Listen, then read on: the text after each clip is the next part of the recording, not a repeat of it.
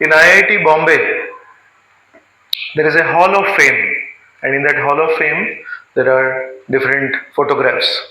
All these photographs are of different scientists. So, what is that special quality that will earn somebody a photograph in that Hall of Fame? Intelligence. In Bollywood, there is a Hall of Fame, and in that, there are different photographs, different actresses, different actors. So, what does it take for somebody's photograph to go in the Hall of Fame of Bollywood? Beauty. In the Parliament of India, there is a Hall of Fame where all the special people, their photographs are put up. So, what does it take for somebody to have his or her photograph in the Parliament Hall of Fame? Fame. So, politicians, what is the quality that determines a politician from other politicians? Fame.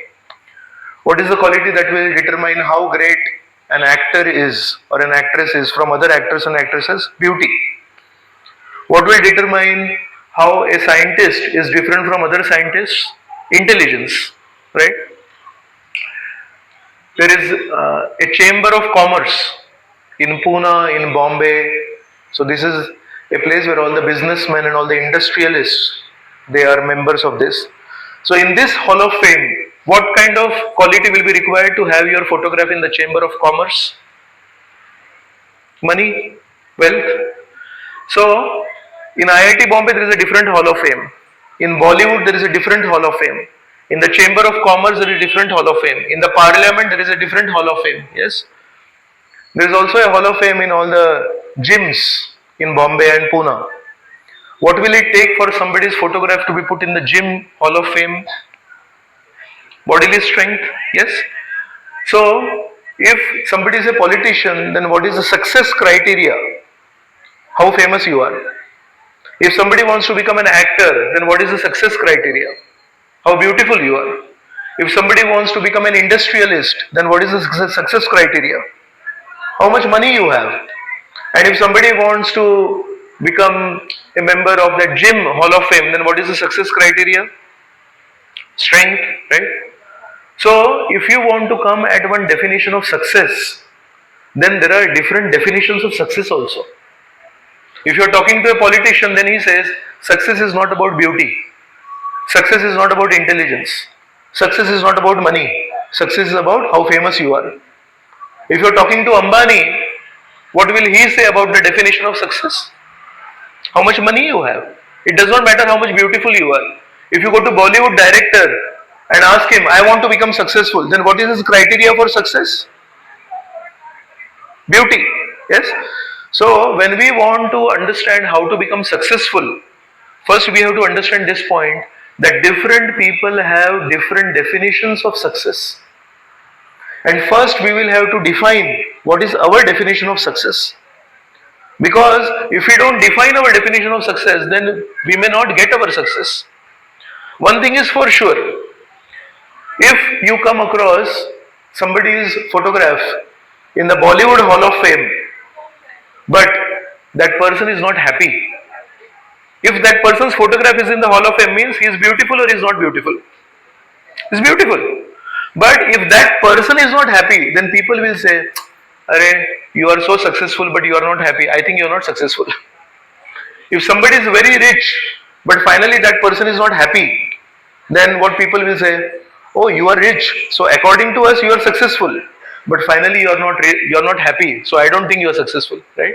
So whether you are beautiful, whether you are rich, whether you are famous, whether you are bodily strong, but finally what is the definition of success at the end?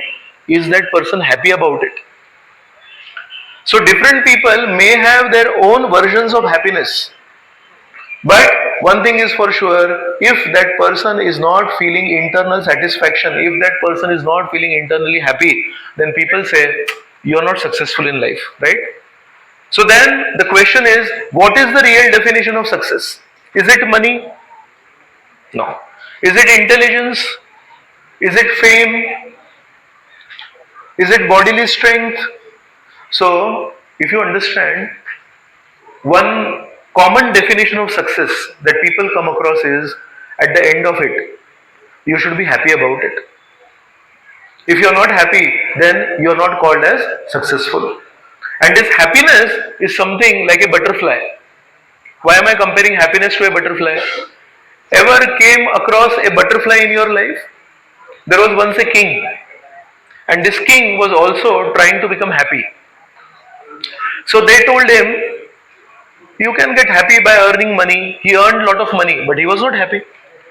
They told him, you should become a very strong person, then you will become happy. He became strong, but still he was not happy.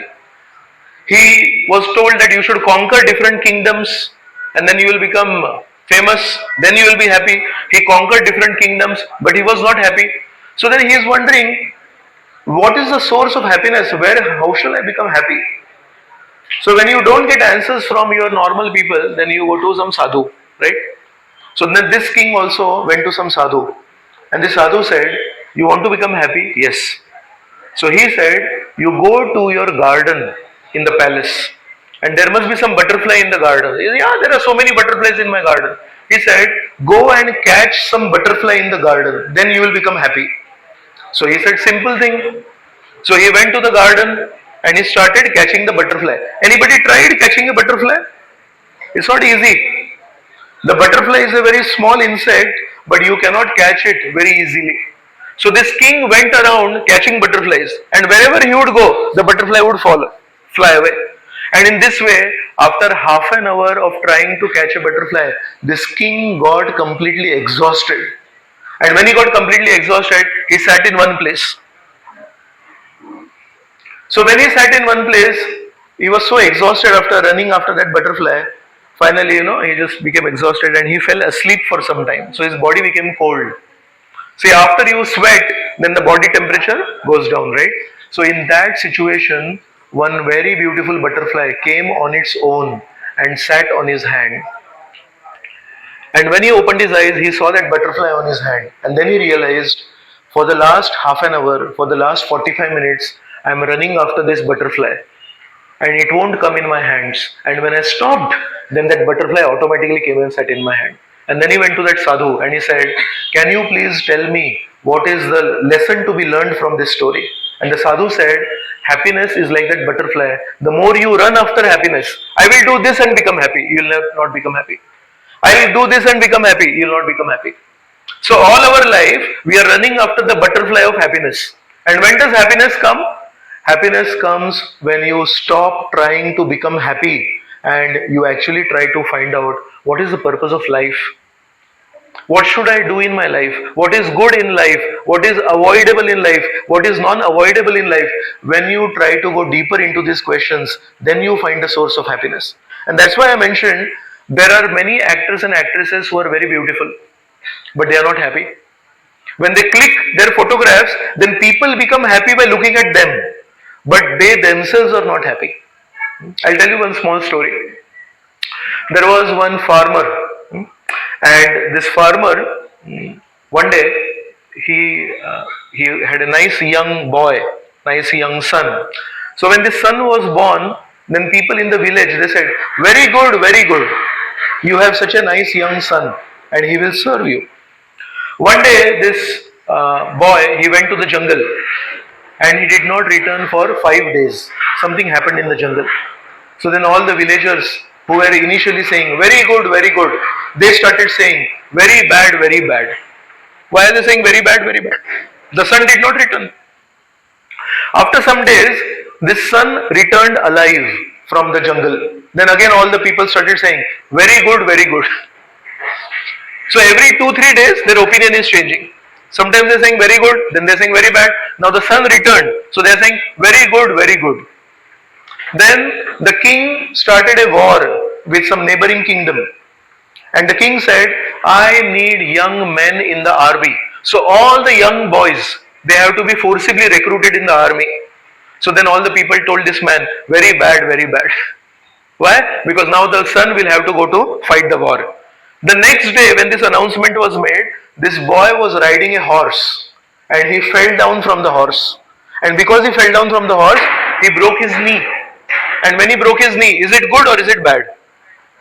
It is bad. But people started saying very good, very good. You know why? Because when your knee is broken, then you don't have to go to the war. Right? So then after some time, this horse on which he was riding, that horse went off to the jungle. Then all the people said, very bad, very bad. The horse went off to the jungle. And then after 3 days, this horse returned with another male companion. He developed some friendship with some another horse. So now this farmer had 2 horses for free. So then all the people started saying, very good, very good. So how will we determine what situation is very good and what situation is very bad? People's opinion keeps on changing. What they think is good, they will say very good. As I asked all of you when I mentioned, when that boy's legs were broken, the knees were broken, then I asked, is it good or is it bad? So all of you said it is bad. But people were saying very good. Why people were saying very good? Because people did not want that boy to go into the war. And from their perspective, it is good. So my point is, the first point was that money does not give happiness. Beauty does not give happiness. Fame does not give happiness. Physical strength does not give happiness. And that is why basically everyone in this world, through money, through beauty, through strength, through fame, basically everyone is chasing after the butterfly of happiness.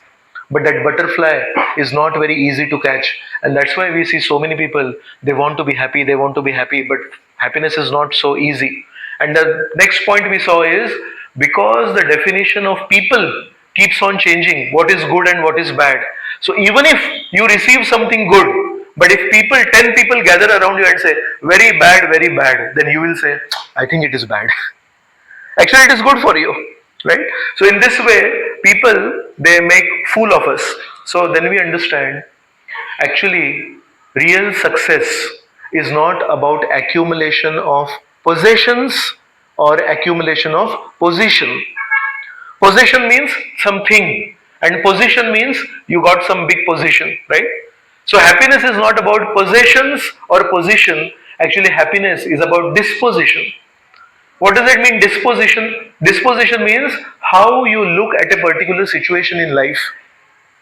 Although everyone around was saying very bad, what was the father thinking? He was thinking very good, very good. And when people were saying very good, actually the father was thinking, no, actually it is very bad, very bad. So he was not being influenced by people's opinion. He knew what is right, he knew what is wrong, and he is trying to take decisions accordingly. We'll go to the next point. Have you seen a flame of a candle that is exposed to the wind? When the flame of the candle is exposed to the wind, then when the wind blows, the candle will not stay for a long time. The candle will get extinguished, is it not? If you take the letter W, yes, and you turn it upside down, it becomes M, right?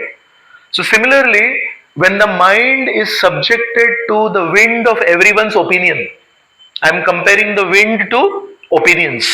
When the flame is subjected to different winds from different directions, what happens to the flame? It dies down. Similarly, our mind also, when it is subjected to 100 opinions, इसको क्या लगता है, उसको क्या लगता है, ये क्या बोलता है, वो क्या बोलता है, तुला काय वाटतं, मला काय वाटतं. When we expose our mind to 100 opinions, just like the flame cannot stand different wind, it gets extinguished. Similarly, our mind also, when it is exposed to the wind of 100 opinions, then the mind also gets extinguished. How many of you have felt that the more you ask people whether this is right or this is wrong, you get contrasting opinions? Somebody says this is good, somebody says this is bad, somebody says this is little good, somebody says this is very bad, and sometimes at the end of it, after asking 10 opinions, you get completely confused. You don't know whether it is good or bad, right? What will it take for that flame? If you want to protect that flame, you don't want that flame to die out, what can you do to protect that flame? You have to have some covering outside it.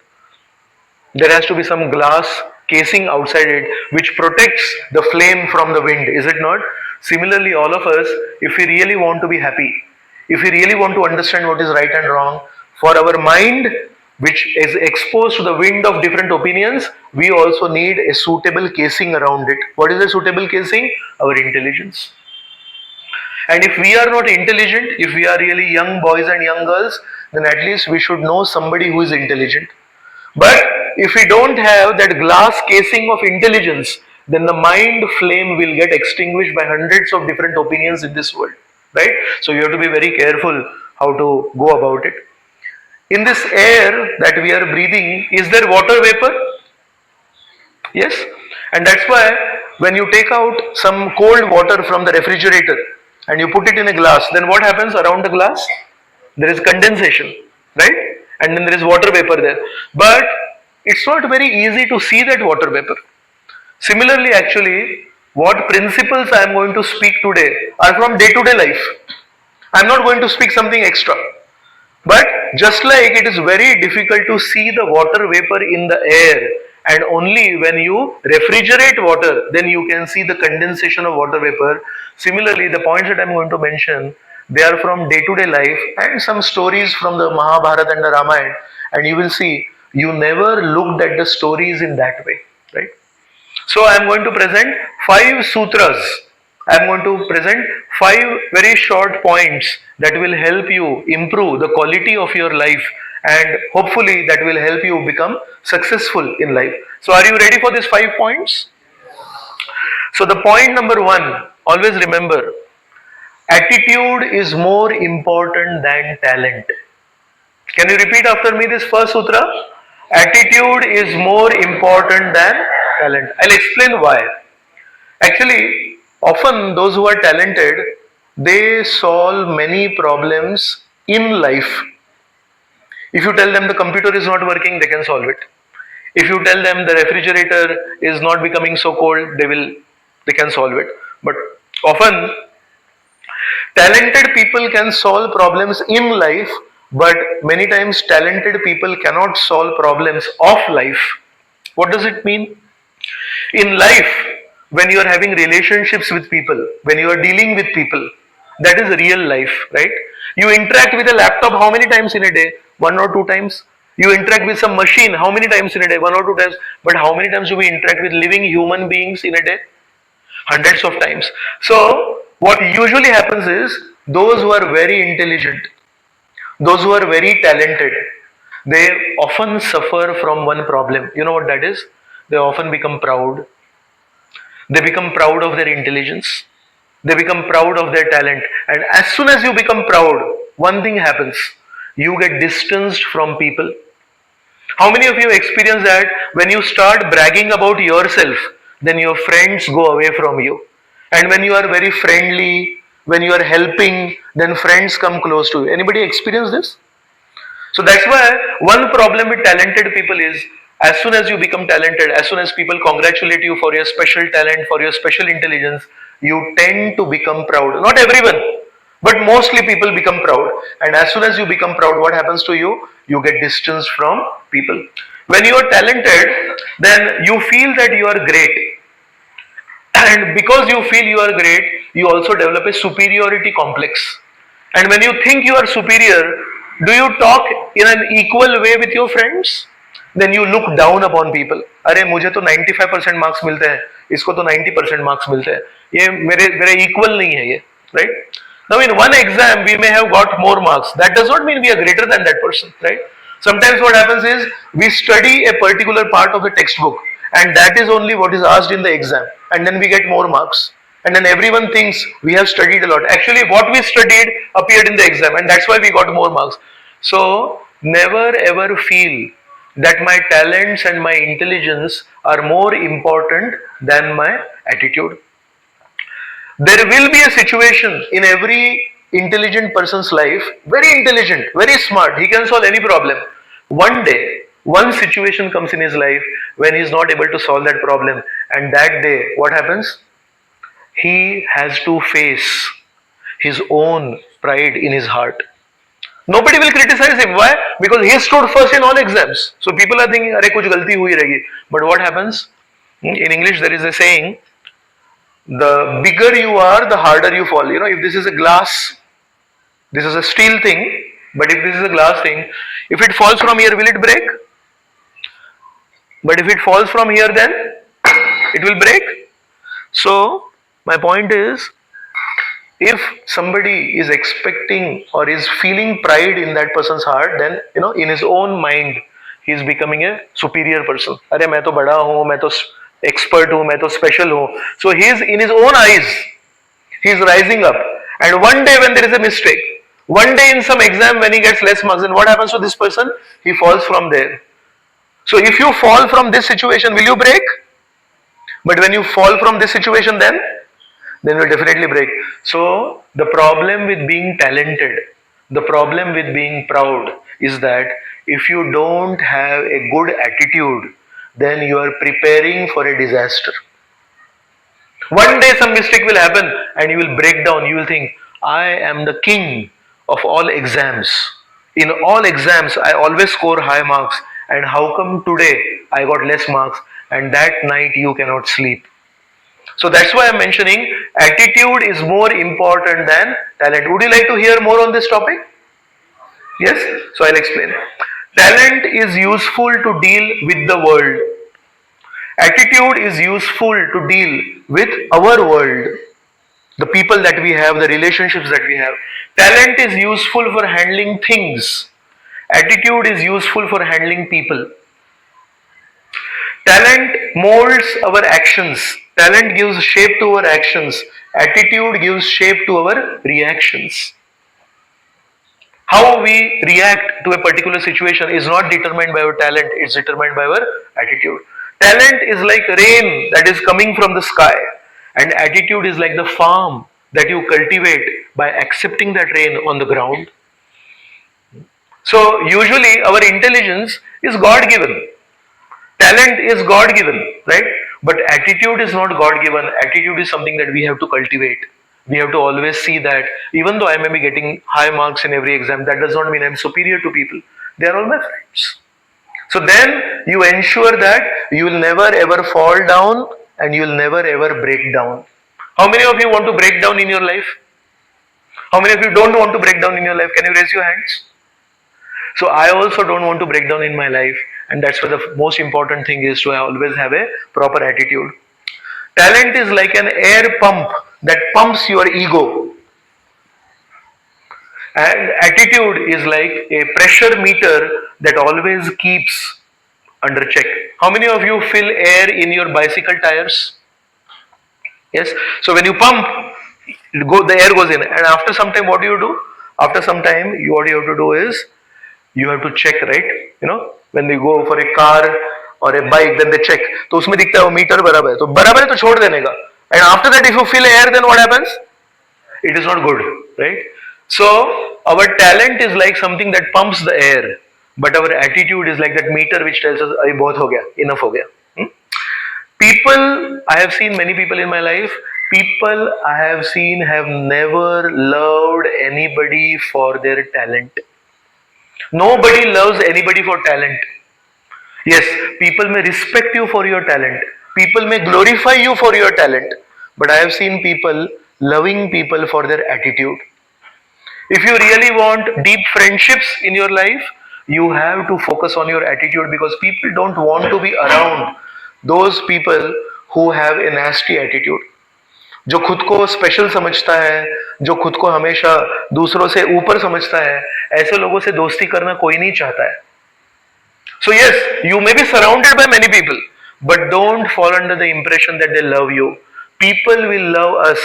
We will win true friends not by our talents. We will win true friends only by proper attitude. And the last point is, we can never ever become perfect in our talent, right? You know why? Because if you are getting particular marks or you can sing nicely, there will always be somebody who can sing better than you. If you are a good dancer, there will be somebody who dances more than you, right? So you can never ever become perfect in your talent, but you can always become perfect in your attitude. What is the perfection in attitude? Yes, I get good marks, but I think, it is God's mercy and it is the hard work of my teachers. It's not that I am special, it is that my teachers are special. It is that my mother and father, they always gave me good teachings at home, and that's why I never fell into bad habits. And because I did not fall into bad habits, that's why I'm here getting good marks. So always when you give credit to others, that is a good attitude, and this is the perfect attitude that we can get. I'll explain something. If you compare Arjun and Karna in Mahabharata, some people have the opinion that actually Karna was more talented than Arjun. But if you look at Arjun, And if you look at Karna, whom did Krishna prefer to help? Krishna preferred to help Arjun, and Krishna never preferred to help Karna. You know why? Because Karna, he had so much wrong attitude. His talents are better than Arjun, but his attitude was so wrong. You know how he comes? You know how Karna's entry is there in Mahabharata? What is the first time when Karna enters? See, these Pandavas and the Kauravas, they studied in a Gurukul, Dronacharya's Gurukul. And on the day of passing, like in every college, there is a convocation. Have you seen a convocation ceremony? So Dronacharya's Gurukul has a convocation ceremony. What he has taught to them? English, physics, chemistry. What Dronacharya has taught to the Pandavas and Kauravas? Weapons, fighting. So on the convocation day, there is an exhibition match. Means he will tell Bhima, can you show to people what I taught? And he will tell Arjun, can you please show to people what I taught you? Right? So that is the proof that the teacher is a good teacher. Convocation day. Right? So on the day of convocation, as Arjun takes his bow and arrow and is ready to show what skills he has learned from his guru, suddenly one person comes there. But is he part of that Gurukul? So all of you, some of you are part of Chaitanya's Academy, and when you pass out, Chaitanya's Academy holds a special function. This batch is passing out. And in that special function, some boy from outside comes there and he says, I also want to speak something. Then what will the teachers of Chaitanya's Academy say? Yes, some teachers from Chaitanya's Academy, what will you say? Is anybody allowed to speak in Chaitanya's Academy convocation day, or only the students of Chaitanya's Academy are allowed to participate? Only the students are allowed to participate. So that day was the convocation day of Dronacharya's Gurukul. Karna had no place there. Suddenly he comes and says, this Arjun, whatever he does, I can do better. But it's a private ceremony, it's a convocation day. So Dronacharya said, I don't care whether you can do better than Arjun or not. The point is, this is not a tournament. ये Olympics नहीं चल रहा है. तुम better है कि ये better है. This is a convocation day of a particular Gurukul. And since you are not student of the Gurukul, you don't have to be here. And he kept on bragging. He said, no, I am better than Arjun. You don't want to give me a chance because you are scared of it. So then finally they said, but you are not a king. So because you are not from a royal family, you cannot participate in this exhibition match. So immediately Duryodhan said, no, I make him the king of Anga Pradesh. Then he made a king. And because he was made a king, and because he had this nasty, competitive attitude, comparative attitude, so then he showed, Arjun, dikhao, tum kya kar sakte ho? Then Arjun shot one arrow. Then Karna also shot an arrow.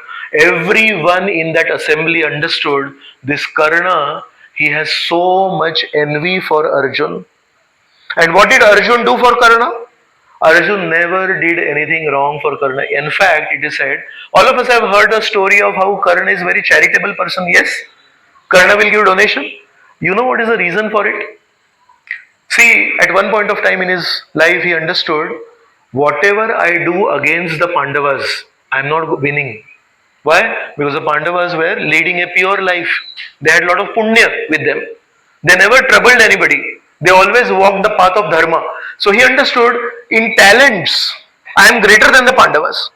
But in punya, I am nobody. My punya is not there because I never walked on the path of dharma, right? So I want to come equal to the Pandavas. Talent तो पहले से ज़्यादा है मेरा, लेकिन धर्मा में मैं equal नहीं हूँ. So how to get maximum punya in less amount of time? By charity.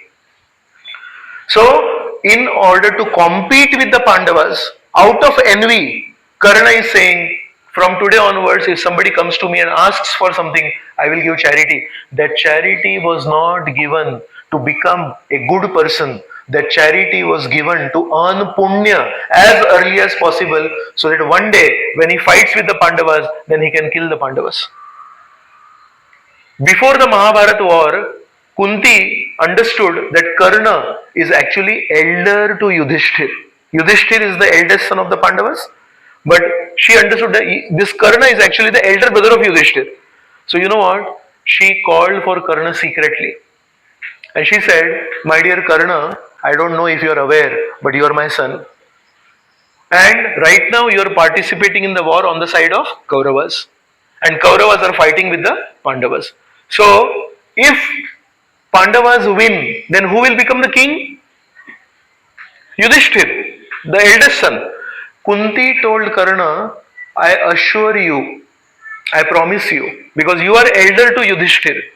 If in this war the Pandavas win, I will tell Yudhishthir, you should give the kingdom to the elder brother, Karna. Yeah? But all I am requesting is, please don't fight this war because I cannot see one brother fighting with one brother.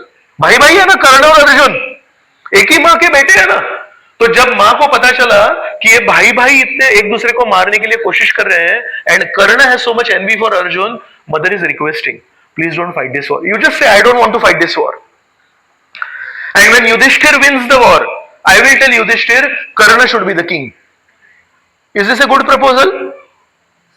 So what did Karna reply to Kunti?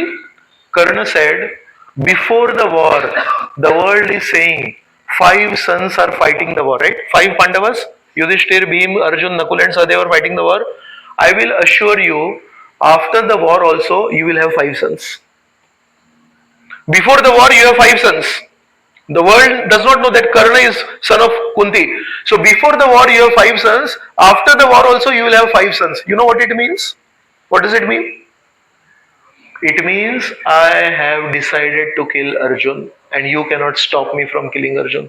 This was the attitude of a son trying to talk to his mother when the mother is saying, I cannot see brothers fighting with each other, please don't fight. Can any one of you reply like this to your mother? I have to kill my brother. This is the attitude of Karna, and that's why although his talents were greater than Arjun, but Krishna, he understood this person with the wrong attitude and high talent is a danger to this world.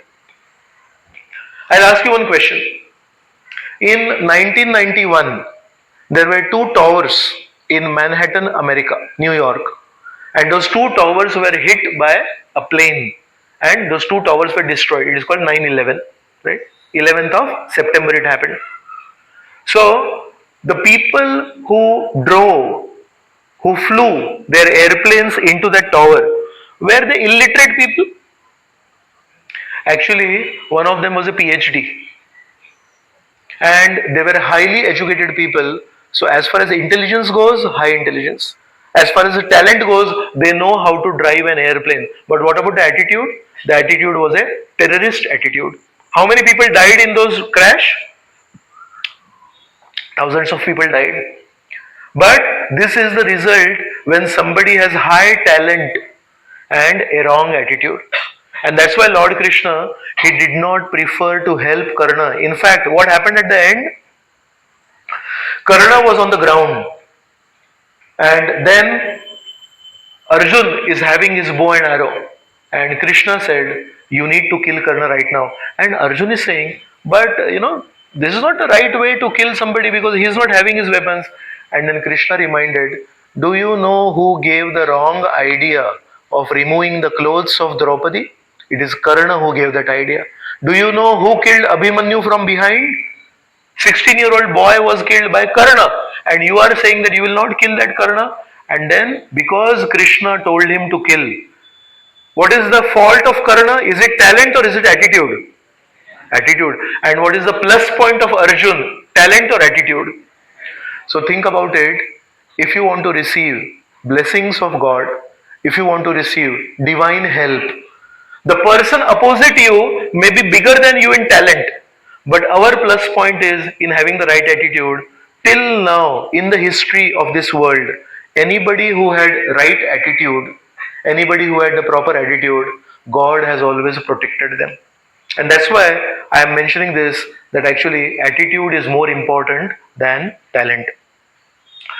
So all of us should understand, if our attitude is right, even if there are problems in life, you know how we should see it? A bend in the road is not the end of road. End of a chapter of a book is not the end of the book. But who can think like this?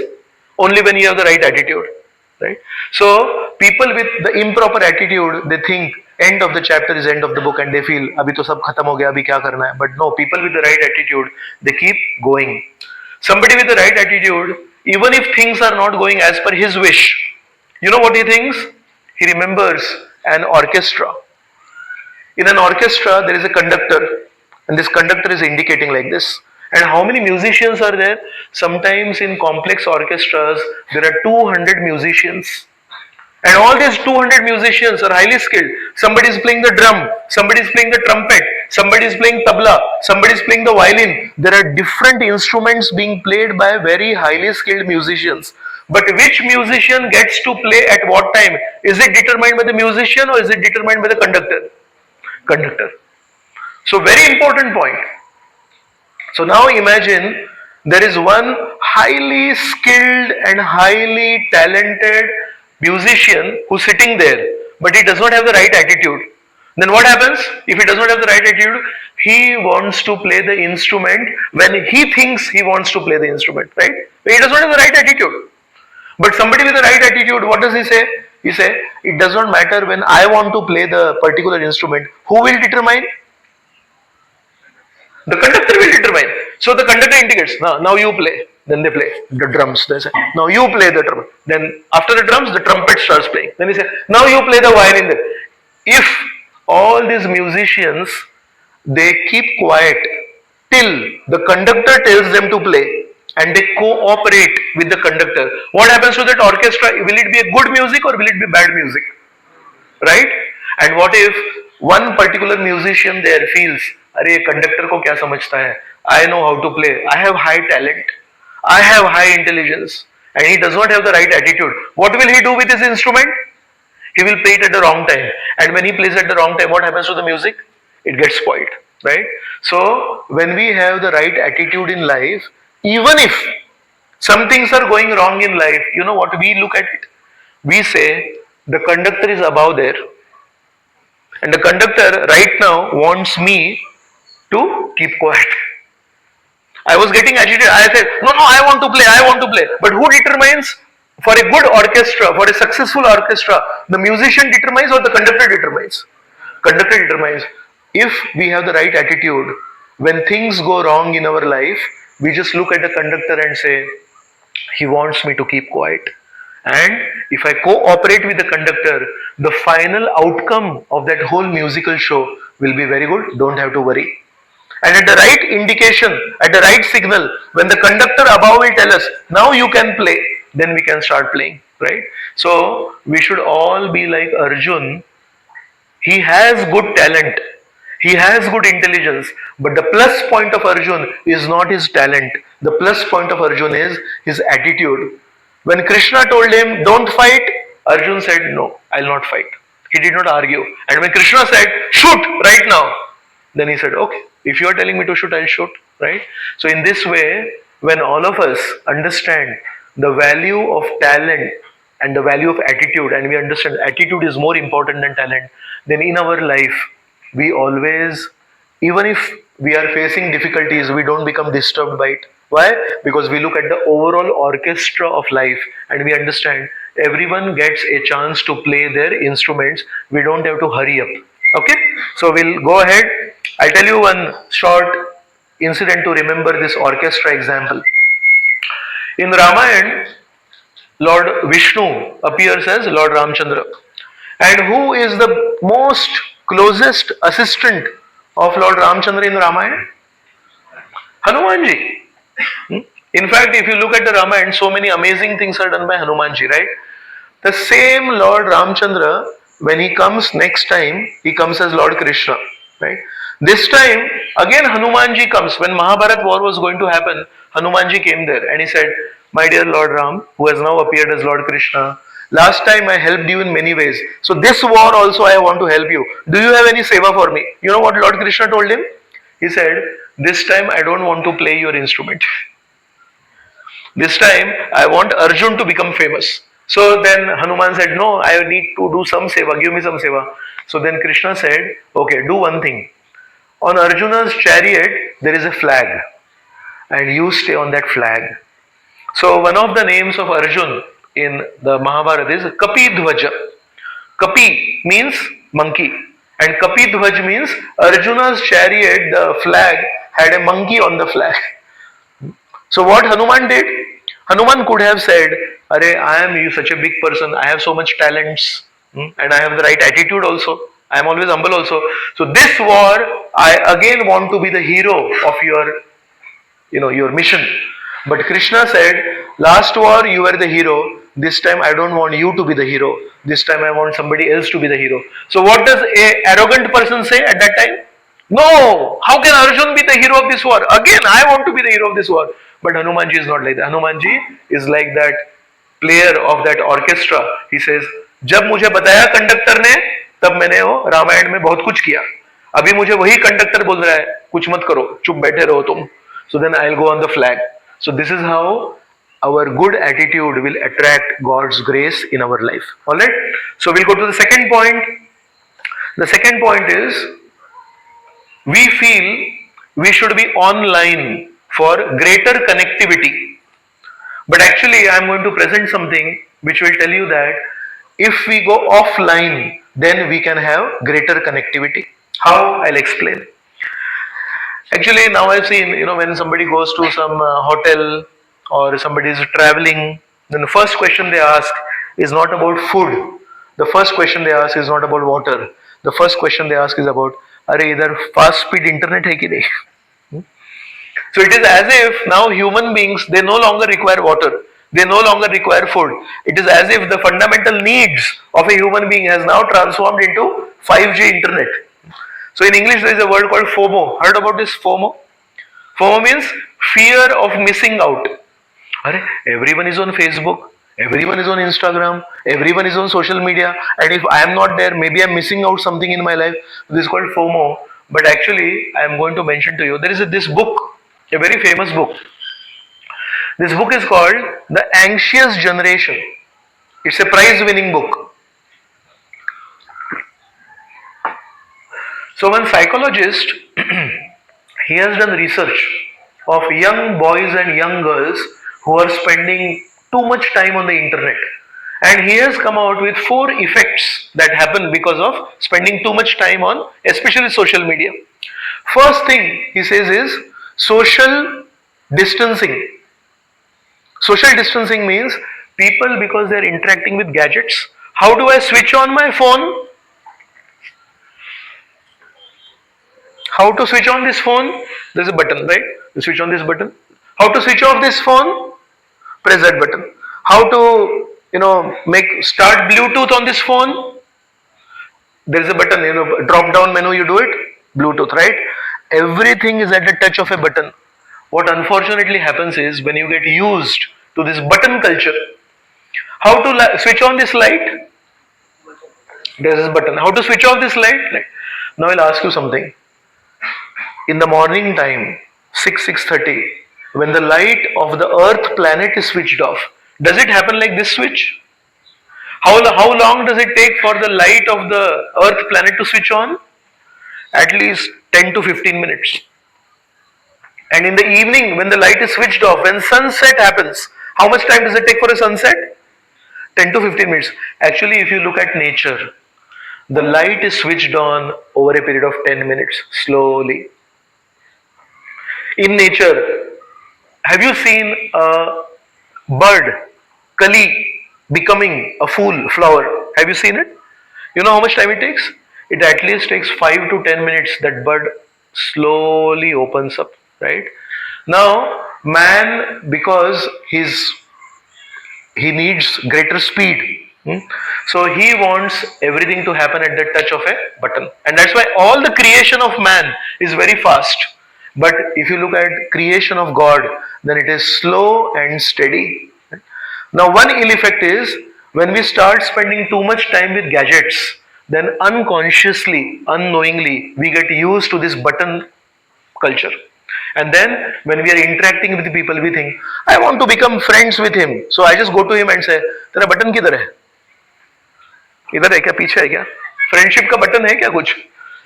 Now can you all tell me how much time does it take to develop friendship with somebody? कोई तो बोलो. No, you never met friendship with anybody in your life. For good, genuine friendship, how much time does it take? Sometimes it takes years. सालों साल लग जाते हैं अच्छी दोस्ती करने के लिए, right? So the first ill effect he writes in this book is social distancing means you lose the art of interacting with live genuine people, because people cannot be switched on, people cannot be switched off. It takes time to develop relationships. I have seen young boys and young girls who spend too much time with their gadgets.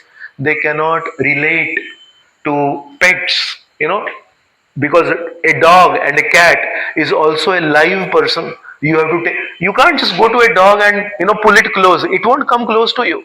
You have to feed something, then you have to cuddle it behind its ears, then it will come close to you. You have to give love to that dog. Even a dog and a cat requires love, what to speak of human beings. So the first ill effect of people who spend too much time on cell phones is social distancing. The second point he says is sleep deprivation. What is the time when maximum young boys and young girls spend time on their phones? Is it daytime or is it nighttime? Somehow the culture is like that. Because the content on that smartphone, it's called a smartphone, but it actually makes us dull. But the content usually that people watch cannot be watched in daytime. It is something that needs privacy, and it needs something, at night time you need to watch it. So what happens to young boys and young girls? They don't sleep properly.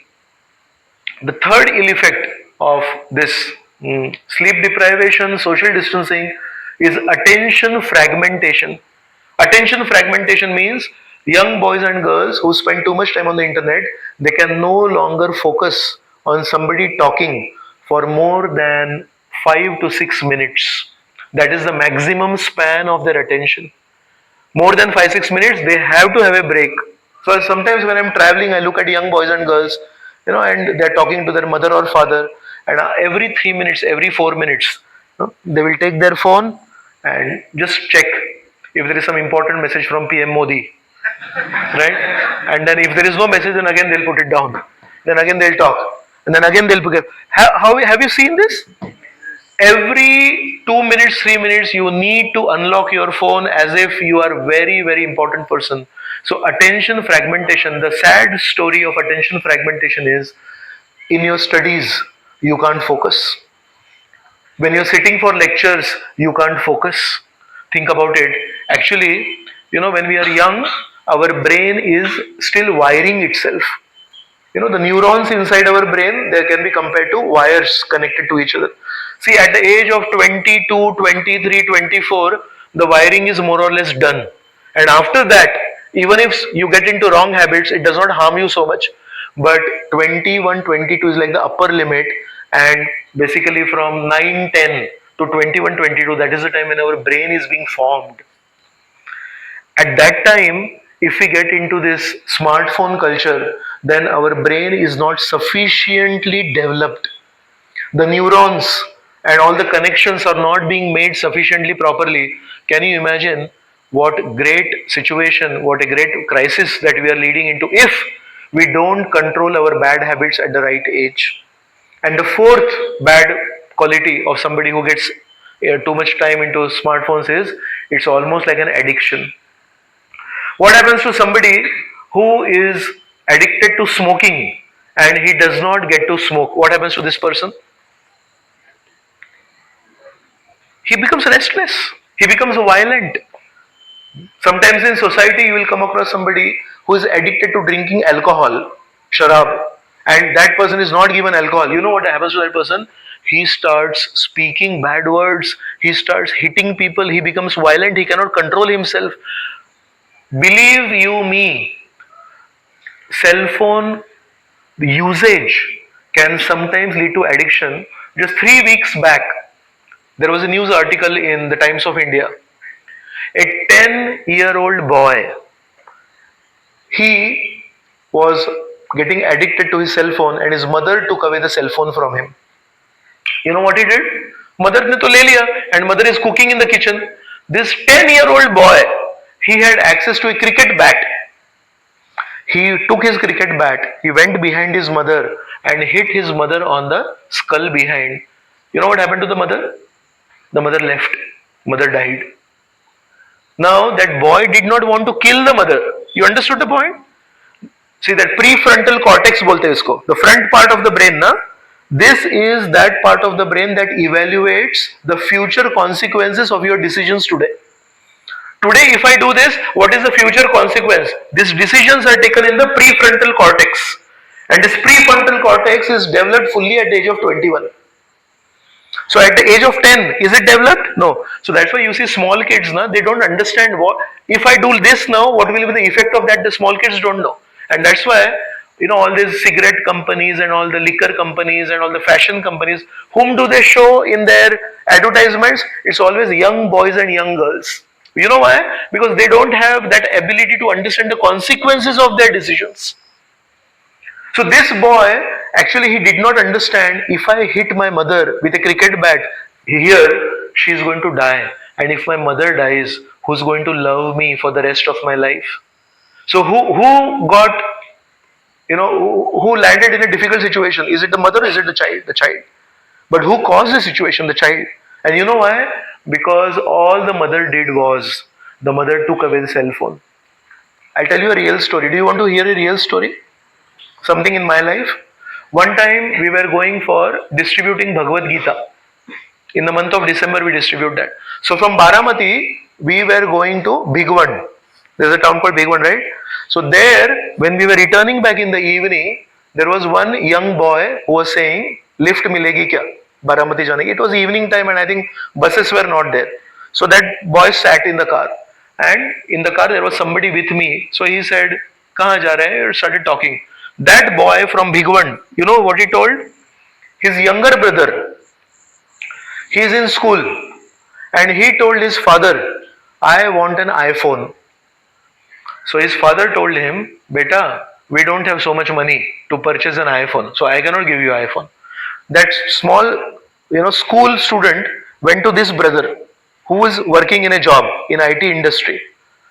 So he told his brother, "Brother, I want an iPhone. Papa is not giving me iPhone." So brother said, "It is not that Papa does not love you. Papa does not have money only. And honestly speaking, I also don't have so much money to give a school student an iPhone. Because if you lose it, it's a loss." So that boy, who is the younger brother of this boy who came in our car, you know what he did? He ended his life. This is from Big One. This boy took his own life. You know why? I am not getting an iPhone. The purpose of life is to have an iPhone. And if we don't have an iPhone, how will we survive? I'll tell you one more story. In one temple in India, our temple, ISKCON temple, in one of the families that is connected to the temple, the mother and the father, they told their child, "You are in 10th standard and you should focus on your studies. So this cell phone, show me your cell phone." So he showed cell phone. In that cell phone, they opened WhatsApp. He was part of 26 groups, all friends groups, right? 5 लोगों का ये group, 5 लोगों. So 26 groups he is checking every day, and he is in 10th standard. So that devotee parents, they told the child, "Beta, this is not good for you. Give me your phone." Phone दिया. वो exit group रहता है ना. So this mother and father, they exited their son who is in 10th standard from all the 26 groups. You know what that boy did next day? The boy took his own life. And the mother and father are in so much pain. The mother and father are thinking, all we did is just exited our son from 26 WhatsApp groups. We did not shout at him. We did not beat him up. We did not throw him out of our home. We did not give him his lunch or dinner. उसकी पढ़ाई हो, इसलिए 26 WhatsApp groups में पढ़ाई कैसे होगी, तो उसको एग्जिट किया. He felt so bad, he ended his life. These are 3 stories that I'm speaking from my own experience. Think about it. It is worse than smoking. It is worse than drinking liquor. And so, all of us, when we are told, if you want to be connected, you should be online. Actually, it's a fraud. You know why? When you go to ChatGPT, I'll not ask how many of you use ChatGPT, but I'll tell you something. ChatGPT is basically making a mental image of you the more you use it. All of you, anybody, when you use, Every time you make a prompt to ChatGPT, it is making a mental image of you, and so one day it is going to make, how do I look inside my mind will determine by my questions to ChatGPT. Slowly, it is making a mental image of me, and one day when I ask a question to ChatGPT, it will not give me the real answer. It will give me an answer that I will be happy with. मुझे क्या पसंद आएगा, क्योंकि अभी मेरा mental framework is ready. I have been using ChatGPT for 10 years now. So now it will give me answers that will make me happy, because finally it is about money. ChatGPT is available for a subscription. It's not available for free. So it's all a money making business. I'll tell you one last real fact, and you can check it out on the internet. Who's the owner of Facebook? Mark Zuckerberg. Mark Zuckerberg's own daughter does not have access to Facebook. Who's the founder of Apple? Steve Jobs. Steve Jobs' own children have not been given access to social media. So these people, they are trying to catch the younger generation of the whole planet in that web of social media. Their own children, they have kept them away from social media. You know why? Because they know what poison they have cooked for the whole world. So it's not important that we have to be online to get connected. Actually, we can be offline to get connected. I'll explain why. So in this book, The Anxious Generation, where he mentions these 4 defects, he mentions 2 kinds of childhood. He says the first childhood is play-based childhood. Play-based childhood means, he says, where young boys and young girls, they would play with real objects. They play cricket, they play football, they play kabaddi, they play kho-kho. And when you play with all these objects, or when you play real-time games, you interact with the soil, you interact with the earth. Sometimes you get injured, right?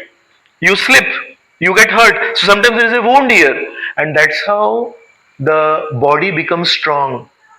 But the second type of childhood, which he says is, what was the first childhood? Play-based childhood. And the second childhood, he says, is gadget-based childhood.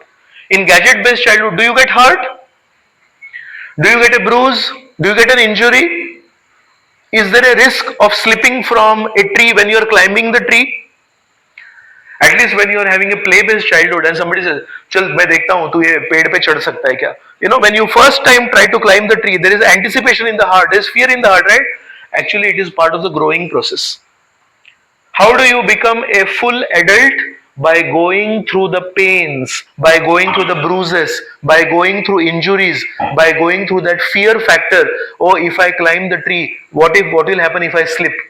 But those of us who never played in real life, and those of us who only played on our cell phones, we never experienced injury. We never experienced risk. We never took risk in our life. Why? Because we were playing cricket only on the couch. We were playing football only on the sofa. So what happens? 20 years of our life, we never took any risk of slipping, of having an injury, of having any wound. Then what happens? We have never experienced what is risk. And then when you grow up in life, will there be no risk in life? Everyone will talk nicely with you. Everyone will behave nicely with you. Can you imagine? Because we have never experienced risk. We have never experienced injury. We don't know what is risk. And then in business, there is risk. In health, there is risk. Right now, there is something happening in the world which has affected the rest of the world. Can you tell me what it is? There is a war. Is there no risk that the LPG will get exhausted? There is a risk, right? For somebody who has never handled risk in childhood, how this person will handle risk, financial risk, how this person will handle health risk. 5 years back there was a disease called COVID. There's a big risk. If you got COVID, there was a big risk. People who have never experienced risk in their life, when they hear of COVID, they become paralyzed and they did not step outside their home because they felt COVID will kill them. But why were they paralyzed? Because they thought, I don't know how to handle risk. And all the news reporters, they were just making a big hype. अरे बहुत गलत हो जाएगा, बहुत कुछ हो जाएगा.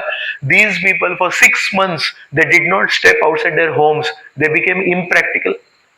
But those of us who played while climbing a tree, those of us who played football, those of us who played kabaddi, those of us who played coco, we know there's a risk. Sometimes we fall, sometimes there's an injury. So later in life also when there is injury, it doesn't matter much. So all these things are actually very important for the right emotional growth of a adult. So that's why this play based childhood is much better than a gadget social media based childhood. And that's why all of us should not get trapped into thinking that when I am online, only that time I will be connected. Actually, many famous people in this world, you know what they do? 6 days they work, and one day they switch off all their gadgets and they call it me time. Me, me. Because when I'm working, when I'm doing business, when I'm doing a job, it's all about the business and about the job, right? But what about me? I want to pursue some hobby. I like to do something. I like to sing. I like to travel. What about me? So all these famous people, they take out one day in a week for their me time. Why do you think they do that? I'll tell you something. Let's say you are hungry and you want to eat food, and usually you eat two chapatis. Okay? What happens if you eat six chapatis for 6 months every day? What happens to you? Yeah, yes. So, obesity. Hindi में बोलते हैं मोटापा, मराठीत म्हणतात लठ्ठपणा, right? So, obesity is a result when you eat more than necessary, right? So, obesity is the result of when you eat more than necessary. And what is the result of obesity? If somebody is more than necessary fat, what happens to him? His health is not good. So, too much eating leads to obesity, and obesity leads to ill health, right? How will you know what is too much eating? Who can understand what is too much eating? When you eat more than what you can digest, or when you eat more than what you need for carrying out your daily activities, then that is more than necessary, right? If somebody is really working very hard, can he digest six chapatis? He can digest. But somebody is not working hard, he eats usually two chapatis and he is eating six chapatis, what will happen? Obesity, right? Similarly, my dear friends, when we are hooked on to the social media, you know what happens? There is something called as information obesity. Just like there is food obesity that spoils the body and that creates bad health for the body, there is information obesity, and information obesity spoils the mind. And then what happens? There is bad health of the mind. What is bad health of the mind? Bad health of the mind is when you post, when you upload something on Facebook, when you upload something on Instagram, and after 6 hours, when you are checking it and nobody likes it, then you go into depression. Then you feel, अरे मैंने upload किया किसी ने like ही नहीं किया. When you upload some shorts on YouTube and nobody has watched it, there are no views to it, then you go into depression and you don't even feel like eating. So too much eating means more than what you can digest or more than what you need. Similarly, too much information is more than what you need. Do we really need to know what is happening in America? Do you really need to know what is happening all over the world, and what the celebrities are doing and what the stars are doing? Actually, it is information obesity. And information obesity leads to a lot of fatty mind, and that fatty mind loses its health. And what are the diseases of the mind? It is depression, frustration, low self-confidence. So young girls, when they put their photo on some Instagram or Facebook and nobody likes them, sometimes they feel, hey, nobody's appreciating, and then they don't even feel like coming out of their room. These are real life situations. They are real life case studies. But this happens only when you think real life is online, and that's why I need to go online. But if you understand the four ill effects of spending too much time online, what were the four ill effects? Social distancing, sleep deprivation, attention fragmentation, and fourth one was addiction. And then I described the two types of childhood: play based childhood and gadget based childhood. So think about it. If you spend time switching off your gadgets and you spend more time as me time, I want to understand who I am. I want to understand what are my likes and what are my dislikes. I want to understand my hobbies, what I like to do.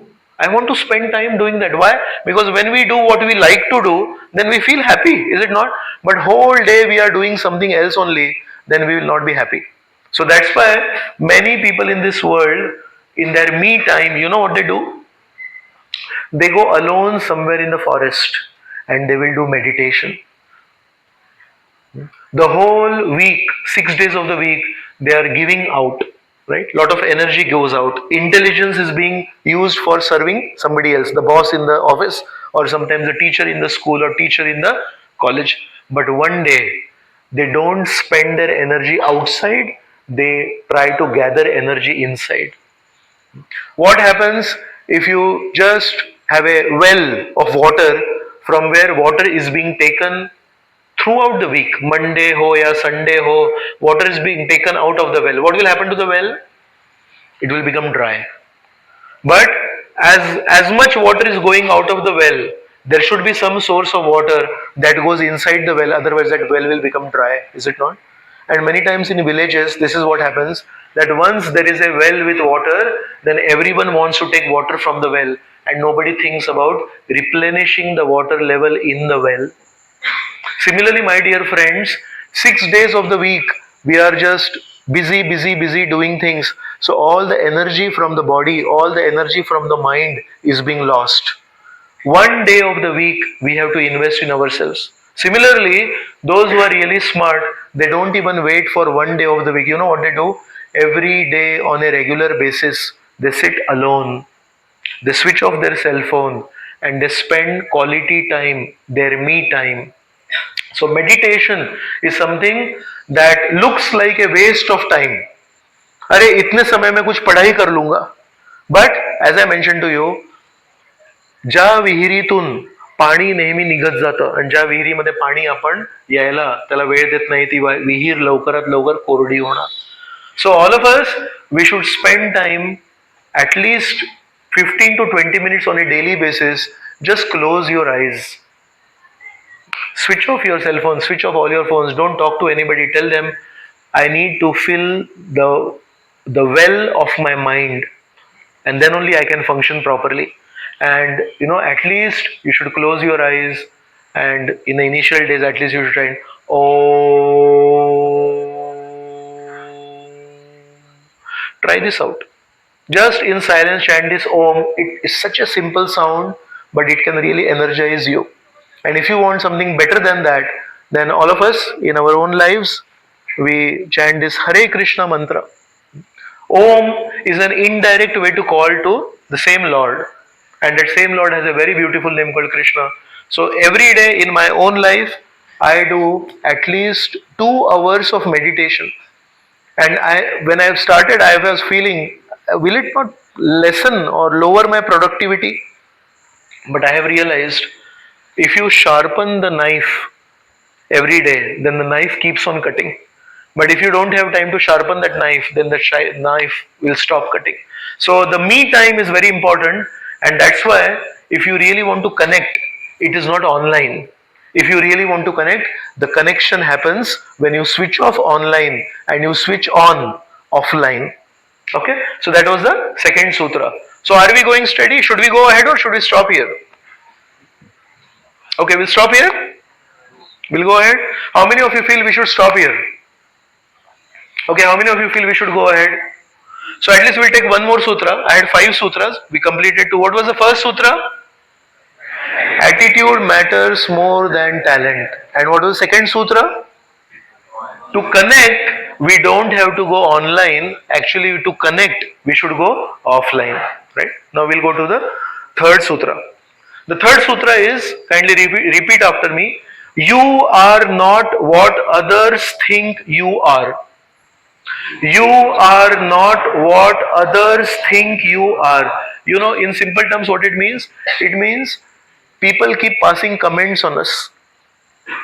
And we also feel, if all these people don't call me intelligent, am I intelligent? Maybe I'm not. If all these people don't approve of my actions and they don't say, क्या अच्छा किया रे तूने, बहुत अच्छा किया, maybe मैंने अच्छा नहीं किया. right? So basically, today's world is a world of seeking approval. Today's world, in English, it is called validation. Validation matlab, unless you validate what I am saying, I feel I'm not sure whether I am doing right or wrong. What are the ill effects of this? We'll discuss this. How many of you think that you can judge the character of a kangaroo, the quality of the behavior of a kangaroo just by observing him jump once? A kangaroo jumped once and then you can make a opinion about his character. अरे ये lazy kangaroo है, ये fast kangaroo, ऐसा कर सकते हैं? I'll tell you one thing. One time one man, he was walking on the street and he was walking with a limp. Limp मतलब लचक लचक के चल रहा था, like that. And there were four doctors who were sitting there and they were watching this man walking with a limp. So one was an orthopedic doctor. This orthopedic doctor said, by looking at the limp, I can understand the backbone of that feet must be injured. There was a neurologist also sitting there. Neurologist means muscle person. So he said, no, it has nothing to do with the bone. By looking at the limb of this person, I can tell you the muscles of his calf are weak and that's why he is not able to walk properly. The third person was a cardiologist, heart person. So he said, by looking at the limb, I can tell you his heart is not functioning properly and that's why he is walking slowly. So then somebody is saying there is a bone problem, somebody is saying there is a muscle problem, somebody is saying there is a heart problem. So to understand what is the real problem, they said, let's go and ask him. So they all went to him and said, we saw you walking with a limb. He says it's a bone problem. He says it's a muscle problem. I think it's a heart problem. So can you tell me why you are walking with ऐसे लचक लचक की क्यों चल रहे हैं? He said, my chappal is broken. Right? So it's very, very difficult and it's almost impossible to judge a person, a kangaroo, by one jump, right? Similarly, when we meet somebody and that day that person is not talking much, that person is talking less, and we say, Hana abol hai. This person is not talkative person. It may be true, but it may be untrue also. That day that person may be sick. That day that boy may be sick. Or that day that boy's mother may be, sick. So then he's thinking about his sick mother and he's thinking, Abhi, now, I'm really depressed. So he's not talking much. But this world is fond of coming to fast conclusions based on 2 minutes of behavior. So all of us have to understand we should never come to fast conclusions based on 2 minutes of interaction. Have you ever felt like that when you talk to somebody for 2 minutes and you label that person with a permanent label? ये तो ऐसे ही है, right? But it's not right, and I'll explain why. There was once a deer, and this deer had this very nice tall horns, and a deer's horns are not straight. Many times they are like this curved and like that, right? And some another deer, he told this deer, अरे मेरे horns इतने सुंदर नहीं है और तुम्हारे जो सिंग है, तुम्हारे जो horns है, वो बहुत सुंदर है. So this deer, he went to a water body in the jungle. This is happening in the jungle.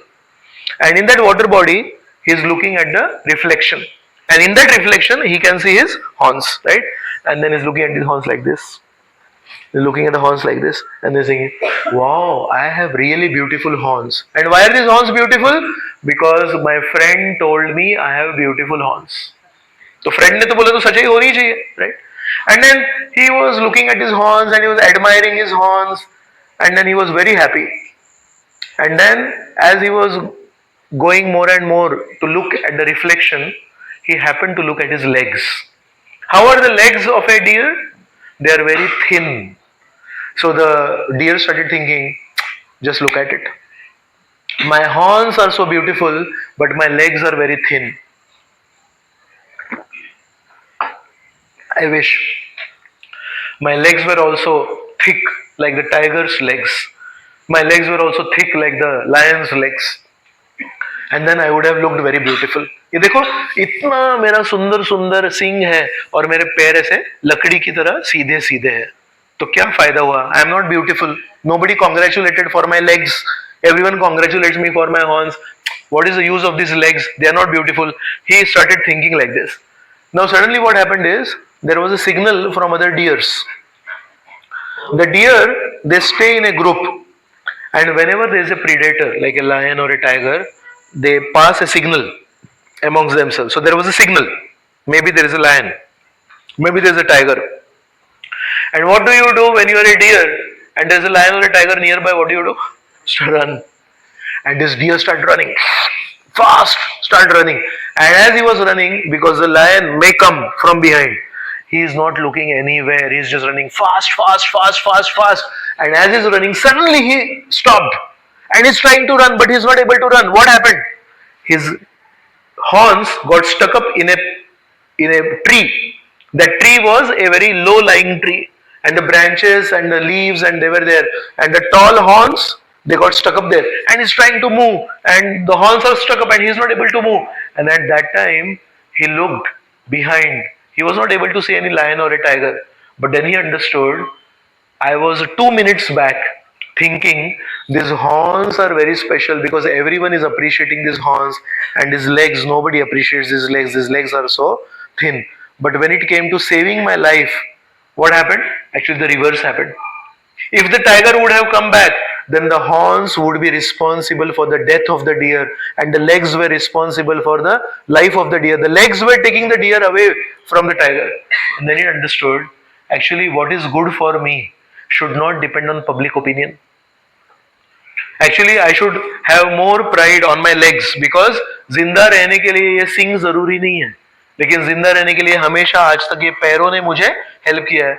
But just because nobody glorified my legs, I also never glorified my legs. But what is worth glorifying? Something that catches itself in a tree, or something that saves you from a running lion behind you. Understood the question? Can you answer this question? Can anybody answer this question? What is important in our life? That the horns that look very beautiful, but they can trap you in a tree, or the legs that may not look so beautiful, but they will make you run away from the running lion behind you. Right?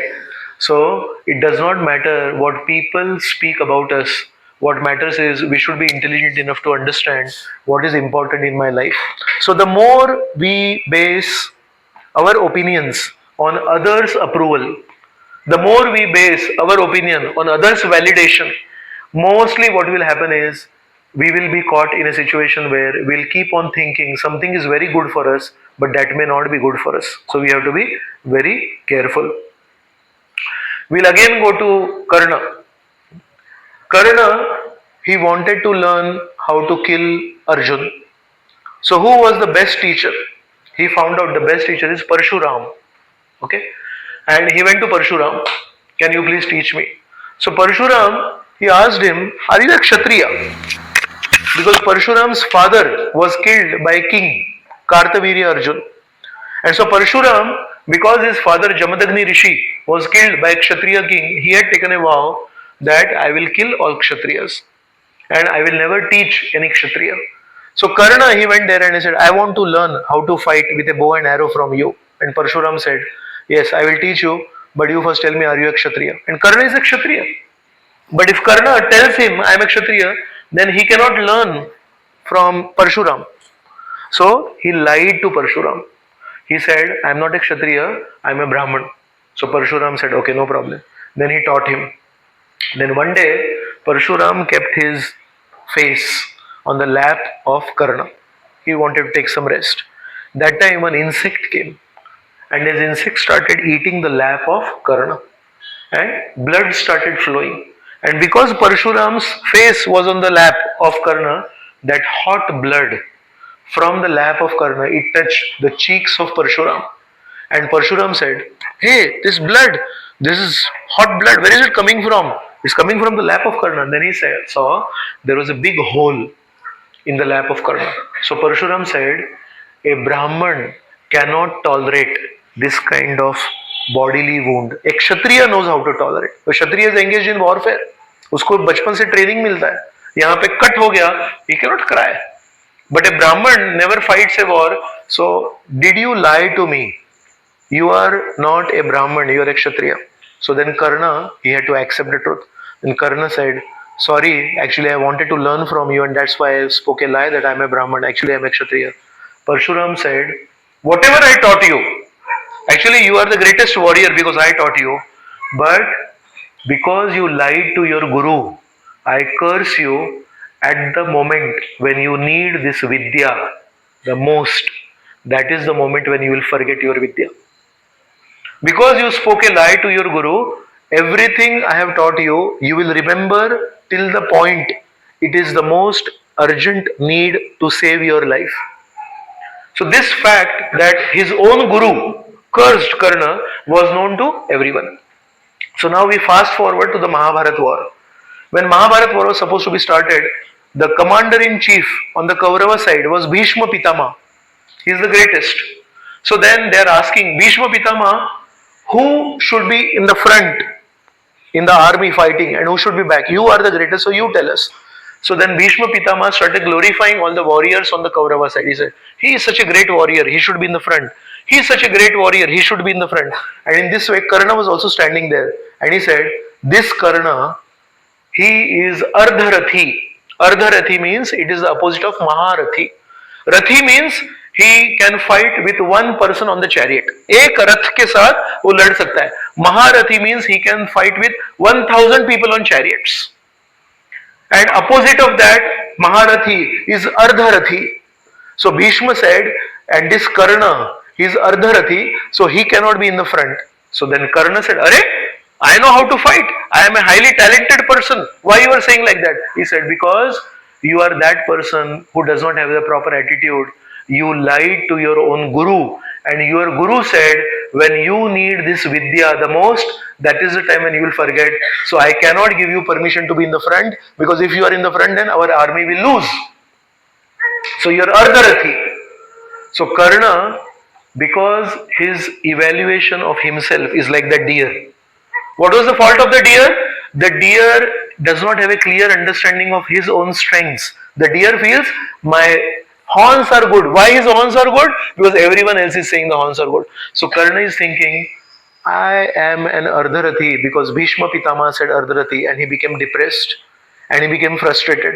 So Karna took a big decision. Karna said, I am not going to fight this war because the commander-in-chief Bhishma Pitama, in front of everyone, he criticized me by calling me Ardharathi. I take a vow, unless Bhishma Pitama is not fighting the war, I am not going to fight the war. So Bhishma Pitama was shot down on the 10th day of the war. The Mahabharat war went on for 18 days. Out of 18 days, 10th day was the day when Bhishma was brought down. Karna did not fight the war for 10 days. Karna entered the war only on the 11th day. You know why? Because he took a vow that if I am being insulted, if nobody is glorifying me, then I will not fight the war. And why is it not being glorified? Because Bhishma is saying is Ardharathi. So, if we also think our value is not determined by what we know, our value is determined by what people think about us, then when there is a great need, that time, if somebody insults us, if somebody speaks wrong about us, if somebody speaks something criticism about us, we will become affected by that, we will become depressed, and we will think, I'm not going to do this. Imagine you studied your whole year for some very nice competitive exam, and you are all set to fight the war of the competitive exam, and that day morning one of your very good friends said, अरे तुझे तो कुछ नहीं आता है, तू तो बेवकूफ है, and you take it seriously, and you are not giving importance to your own studies, you are not giving importance to all the mock tests that you did, and you are saying, because my friend is calling me बेवकूफ, because my friend is calling me foolish, I am foolish. And then because you are foolish, can you answer the exam? You cannot answer the exam, and then you don't go for the exam, and then you fail in the exam. And why did you fail in the exam? What was the reason that you didn't know how to answer the exam? No, you gave too much importance to people's opinion of you. How many of you have gone through this, that when people criticize you, when people make fun of you, you really feel bad and you think, oh, am I really that bad? Why is everyone making fun of me? Why is everyone making criticism of me? So many of us have been victims of this mentality, and we should be very careful that we should not get trapped by this. Actually, if we know what is good for us, we should pursue it. We should not get affected by people's comments. See, gold value is not determined by what is the value of other metals. If other metals the cost is going down, does not mean that the gold value will also go down. Gold is very special. The value of gold is not connected to the value of silver. The value of gold is not connected to the value of copper. The rates of all these metals, they may go up and down, but the value of gold always remains constant. It will never get affected by the other metals. You know why? Because that shine that comes in gold cannot come in any other metal. There are other metals like silver and platinum, but they give a white color. But gold gives a yellow color, and that yellow shining color you don't get in any other color. So many people they say, if you want to really save money for a difficult time ahead, invest in gold. So gold is something that will always be very nice. So when do we seek approval and validation from others? When we are feeling insecure in our own hearts. When we don't know what is right, when we don't know what is wrong, then we feel, what do people think about me? What do people say about me? So for such a person, for an insecure person, doing good is not enough. But after doing good, when everyone glorifies that person, that is enough. उसको क्या चाहिए? अच्छा करना उसके लिए जरूरी नहीं है, लेकिन अच्छा करने के बाद सब लोग उसको वाह वाह करना चाहिए, ये उसके लिए जरूरी है. What happens is such a person, na, his self confidence dips down. For such a person, the self confidence goes down, and when his self confidence goes down, even though he has good intelligence, even though he has good skills, but because his self confidence is down, he will not be able to do much in life. So please do not put others' opinion more than anything else. When somebody who is talented, when somebody who is intelligent gives too much importance to what other people think about him, you know what I am comparing it to? Have you seen anybody who gets a fracture in his legs? And how does that person walk? त्याला मराठीमध्ये कुबड्या म्हणतात. तर कुबड्या नाही घेतल्या तर तो चालू नाही शकत. का? तर त्याचे पाय तुटलेत म्हणून. तसंच when there is too much dependence on others' opinion, it is like actually we are a healthy person, पण आपल्याला दुसऱ्यांच्या वाहवाच्या कुबड्यांची गरज लागते चालायला. So somebody who is walking with crutches, जो माणूस कुबड्या घेऊन चालतो, is he a person who can accomplish more in his life? जो कुबड्या घेऊन चालतो तो जीवनात पुढे जाऊ शकतो का? पण जो कुबड्या घेऊन नाही चालत तो जीवनात पुढे जाऊ शकतो. So what if you see a healthy person, healthy legs, healthy arms, healthy intelligence, but still he is saying, बिना कुबड्यांचा मी चालू नाही शकत. What do you think will happen to that person? He won't be able to accomplish. Actually, he has potential. So all of us, when we have good intelligence, good strength, good abilities, but when we are always thinking, on my Facebook post, how many people are liking my post? How many Instagram posts people are liking me? There is so much dependence on others' approval. It is like a healthy person walking with crutches. एक चांगला धड धाकट माणूस कुबड्या घेऊन चालतोय. कशाला त्याने चाललं? कुबड्या सोडायला पाहिजेत. So that's why I am requesting all of you, don't be dependent on what people think about you. Otherwise, you'll get trapped like that deer. You'll get trapped like Karna, or you will be like a healthy person who is walking with our crutches. Actually, true joy and true peace will not come by forcing people to speak good about us. अरे तुझा opinion खूप important आहे माझ्यासाठी, तुला काय वाटतं तू सांग. And we force people to speak good about us. That's not going to, help us. Actually, true peace and joy will come when we detach ourselves from what others think about us and we actually start thinking, what are my God given strengths? परमेश्वराने मला काय चांगल्या गोष्टी दिल्यात आणि त्याचा मी वापर जर चांगला केला तर. त्या हरिणाच्या गोष्टीमध्ये कुठली चांगली गोष्ट परमेश्वराने त्याला दिली होती? चांगले पाय दिले होते, पण त्याला त्याची ओळख नाही राहिली. He was disconnected from his legs, right? So all of us in our life, all of us, we have some God-given strengths. Some of you have very good memory. Some of you have very good speaking skills. Some of you have very good listening skills. Some of you have very good note-taking skills. But what happens is, instead of thanking God for the good skills that we have, we are thinking, what does he think about me? What does she think about me? And we end up looking at something that is not important. And then we feel, I don't have good intelligence, I don't have good memory, I don't have good note taking skills. How can I study properly? Actually, all of us can get good marks if we focus on God given skills. Yeah. So I'll end here. I still have two more sutras, maybe some other day I'll cover them. It's already 8:48, so I'll stop here and I'll request the organizers to take this ahead. So before going ahead, can anybody tell me how did we start? What was the first thing that we saw? No, that was Sutra. We saw different halls of fame and we discussed how some people feel success is beauty. For some people, they feel success is intelligence.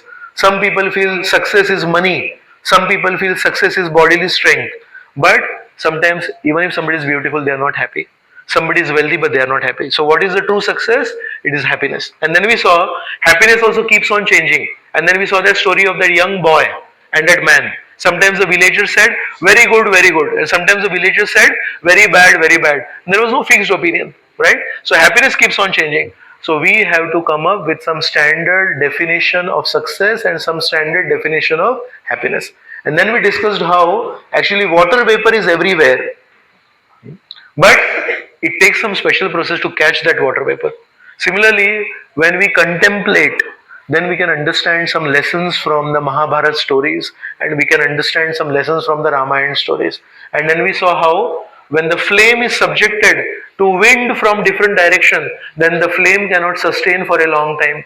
Similarly, when the mind is subjected to different opinions from different sides, then the mind cannot sustain for a long time. So how can the flame be sustained? By putting a glass casing and protecting it from the wind. Similarly, how can the mind be protected from wind of different opinions? It should be guarded by intelligence, or it should be guarded by somebody who is intelligent. And then we started with the sutras. What was the first sutra? Attitude is more important than talent. Can anybody tell me the example that I mentioned for that? How attitude is more important than talent? We discussed about Karna and Arjun. And in fact, Karna, it is said, has more talent than Arjun. But we saw how his attitude is very bad and that's why he never received any help, right? And he's very envious. He has a wrong attitude. What was the second sutra? Only two people are speaking. Yes, somebody here? To connect, we don't need to go online. Actually, we should go offline. And we have to go for that me time. And what is that me time? Meditation time. And what was the example to understand the importance of meditation? What if somebody says, अरे meditation में तो समय बर्बाद हो जाता है, उतना पढ़ाई करेंगे, पैसा कमाएंगे. What is the example to understand? The water in the well. If you keep taking water from the well, then the well will become dry. So me time is basically allowing the water in the well to come back into the well, so that again 6 days you can take water from the well. So for all of us to function properly, to be productive, to study, to focus, we all need to invest some time in switching off all our phones and actually focusing. What were the 4 ill effects of spending too much time online? Social distancing. Second point, sleep deprivation. Third point, attention fragmentation. Fourth point, addiction. And what were the 2 kinds of childhood that were mentioned? The play-based childhood. What was the advantage of play-based childhood? Risk-taking, injury, having fun, right? And what was the limitations of gadget-based childhood? No risk. And it is too safe. You are playing football and cricket on the cell phone, on the sofa.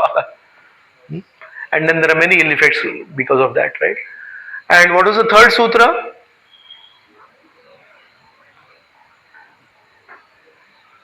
Don't allow other people's opinion to determine who you are. And what was the example to understand it? Yes? No, you don't remember any example. The deer example we saw. What was the second example we saw? Karna example. Just because Bhishma called him Ardharati, He gave up fighting. Similarly, all of us, we may be talented, but we will not go for the exam. Why? Are yani mala murkha mantla. Does not matter what people think about us. Actually, we should understand there are so many God-given talents inside us, and we should give more importance to it. So, thank you very much. Grateful to all of you for sitting here and giving me a chance to speak.